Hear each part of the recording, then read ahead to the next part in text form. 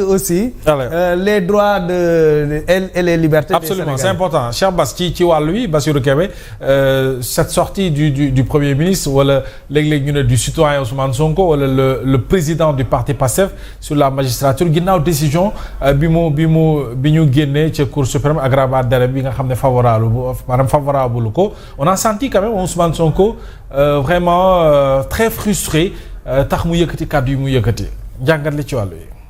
waaw xam nga man d'abord je pars du principe que ce dédoublement là de la personne de Ousmane Sonko man du ma ci nekk parce que Ousmane Sonko fi mu ne buy wax dañuy gis Ousmane Sonko premier ministre waxam en tant que citoyen dañ koy interpréter wala dafay influencer day impacter par rapport à sa position de premier ministre loolu moom il faut que ñu d'accord ci loolu beneen bi mooy xam nga man tey suñ may wax indépendance de la justice mais Ousmane Sonko moo doon dénoncer mais tey suñ defee li ñuy wax parallélisme des formes ñun mënoon nañu wax tey ne Ousmane Sonko daf ne danañ jàpp diw ñu jàpp ko ñii ren la seen Farba Ngom a ngi nii bii mooy dernier campagne am ñu jàpp ko ak ñeneen képp kum tudd wala mu ciblé la rek jàpp nañ la. oui mais ñun taxul ñu taxaw ne la justice est manipulée. taxul ñu taxaw ne la justice est corrompue. waxuñ ko doo ñu dégg mukk ñu wax ko parce que xam nañu ne justice day def liggéeyam mais nag suñu defee parallélisme des formes ñun mënoon nañ ko wax mais on est une opposition responsable moo tax ñu naan amuñ opposition mais on verra. Les cas yi ñu évoqué ne c'était pour empêcher à Ousmane Sonko d'être candidat je suis désolé j'avais dit que dootuma wax ci dossier yooyu mais du ñun ñoo takk Ousmane Sonko à l'époque bu fekkee complot la Macky Sall takkul ko wala le pouvoir ne ko demal Sweet Beauté moo fa demal boppam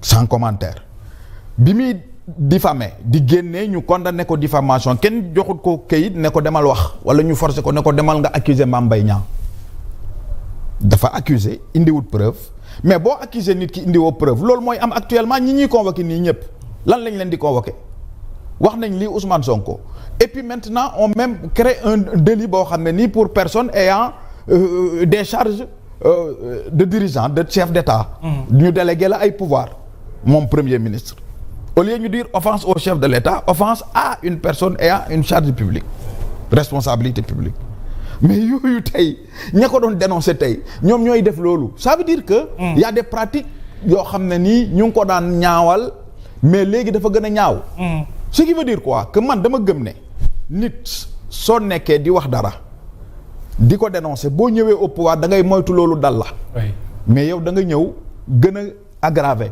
moo tax ma ne en vérité vaar yi am moom mooy sonal Ousmane Sonko ak moom ci boppam. mooy opposition bu njëkk. xam nga tey quelqu'un comme moi je me pose de façon objective soo ko waxee ñu ne da nga bëgg a diviser. oui non j'ai des problèmes à m'attaquer à Diomaye par exemple le président parce que dans son discours gisaguma. à part quelques erreurs yu mu defoon au début. lu tax ma mun a jóg man song ko ne ko lii bu ko defee ma def ko. mais je me dis que c'est le même lot nag. parce que c'est un système qu'il faut combattre. c'est le système des populistes que nous sommes en train de combattre. mais ku ci nekk bu bëggee xeex si sa système bu morom réew mi fan la jëm. dina mais justement parce que ñoom man ko de système bi ngeen ne voilà foofu laa bëgg a looloo tax ma indi looloo tax ma indi le mot système. waaw parce que ñoom ñoo ne woon système bi la ñuy xeex. bien sûr ñu ñëw ak seen système. système boo xam ne c'est pire que le système xam nga Sénégal.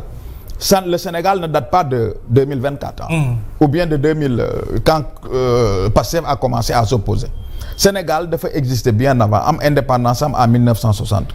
xam nga tey ku ci nekk da ngay ñëw def ta part pour construire l'édifice Sénégal nga gis nga quand on me dit que oui souvent Sénégal dañu tardé dañu def nii par rapport à des pays mais le Sénégal est indépendant en 1960 sans ressources naturelles. Sénégal amul pétrole amul diamant comme d'autres pays africains l'ont parce que quand on fait un peu l'analyse situationnelle des ressources naturelles en Afrique nous nous rendons compte que ñun en vérité amuñu dara mais yàlla may nañu des ressources humaines de qualité yàlla may nañu des gens yoo xam ne dañu briller une diplomatie exemplaire absolument où on a eu à oser xam nga bu ñuy wax souveraineté le Sénégal moo nekk le pays boo xam ne dafa taxaw ñëpp bañ Palestine le lobby juif le lobby international mu taxaw jàppale Palestine reconnaître ko comme État le Sénégal moo ñemee taxaw bokk ci pays tiers monde pour faire face gis nga cette histoire dont on parle là d'épistémologie du Sud Sénégal daf ko yàgg def depuis Senghor Abdou Diouf un peu moindre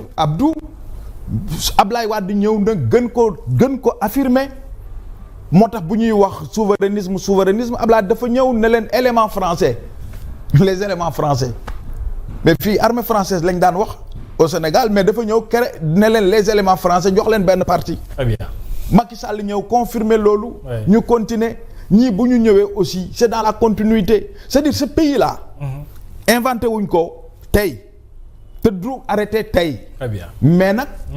li nga daan wax démb boo ko gëmoon da nga ciy nekk mais tey bu fekkente ni yow chaque jour yaay indi sa bopp coow gis nga cette justice là elle sera là et cette justice là fait partie des fondamentaux d'une démocratie. C'est ça. ñun de duñ taxaw ne elle est corrompue ñun de waxuñu ko dans l'opposition waxuñu ko au pouvoir ñoom de ñoo wax dans l'opposition attaquer taxer ko de n'importe quoi de tous les noms d'oiseaux ñëwati au pouvoir on ne peut pas faire de dédoublement mais parce que tout simplement moi je pensais que man biñ na ma Ousmane Sonko day def live je me disais que c'était la visite en Chine ak yooyu de retombées je me disais que en vérité fan lañ jëm avec la loi des finances rectificatives lan la ñu mën a offrir ak lan la ñuy tontu FMI parce que FMI bañ ñëwee ba léegi mu ngi leen di laaj ay preuves accuser ay nit toog rek ay gor nga topp leen c'est-à-dire naan diw sàcc la diw lii la diw lële la. Très bien. c'est-à-dire que voilà le danger ou les dangers vers lesquels nous courons vers lesquels nous allons plonger le Sénégal. Oui alors dañuy boo amul loo ci yokk. bëgg na waaw très rapidement balaa ñuy jàll ci beneen. ñoom suñu traité justice bi de corrompu mais ñoom bu ñuy reporter élection présidentielle yi lan la ñu waxoon ci lay dañoo ne dafa am juge yoo xam ne conseil constitutionnel dañ leen soupçonné de corruption et donc ci le président Macky Sall sukkandiku ci requêtu parti démocratique sénégalais. Ah oui, heureusement. C'est le parti démocratique sénégalais qui avait accusé. Qui a accusé. Waaw. Et le président Macky Sall sur la base de ces soupçons. Ah oui, évidemment. waaw en tant que chef d'État. bu fekkee ne mu ubbi le conseil constitutionnel kon kay dina dem élection. yéen conseil constitutionnel li Ousmane Sonko wax conseil constitutionnel kenn xalaatu bu ci weñ daloon. allez-y acte du président Macky Sall posé. la ilaha illallah doole fop mooy reporter une élection présidentielle. sur la base d'un soupçon de corruption des juges du conseil constitutionnel. Très bien alors donc ça c'est un acte grave. qu'il a posé. Très bien. Voilà. Alors dañuy jàll ci beneen actualité Mat Codé aujourd'hui l'actualité c'est aussi ce voyage du président de la République ni ki tey ji suba la dem ñu di ko ñaanal mu yegg ak jàmm ci États-Unis et il fait partie des invités yi nga xam ne bu président États-Unis le Trump parmi 5 pays yi nga xam ne woo nañu